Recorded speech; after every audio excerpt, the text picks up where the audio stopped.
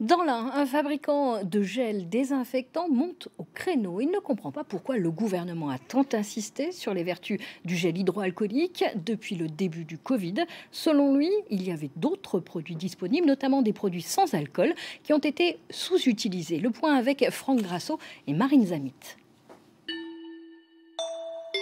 En l'espace de 3 ans, le gel hydroalcoolique est devenu la star de la désinfection. À l'heure du Covid, il n'était pourtant pas le seul sur le marché. Des formules sans alcool existaient.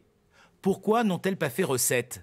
C'est la question que se pose cette entreprise de l'Ain.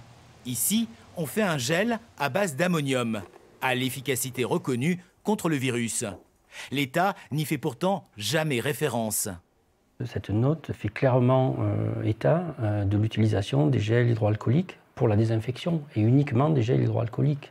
Je pense qu'on aurait pu faire beaucoup mieux, y compris pour faire des économies, pour faire des économies aux Français, que de leur vendre du gel hydroalcoolique à tour de bras, sachant que notre produit est quand même 6 fois moins cher. C'est clairement orienté vers quelques fabricants français que l'on connaît bien et qui se sont réjouis de cette opportunité, sans doute.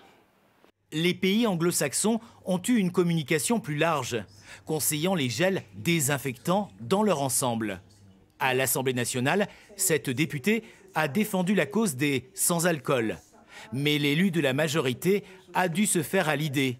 Le gel hydroalcoolique, sans brevet, était plus facile à imposer au plus fort de l'épidémie. À ce moment-là, il aurait fallu créer un label gel désinfectant avec des conditions, ce que n'a peut-être pas souhaité faire le gouvernement pour aller au plus efficace. Sorti de l'urgence, le gouvernement pourrait désormais revenir sur sa prescription. Mais le crédit apporté au gel hydroalcoolique est difficile à bousculer.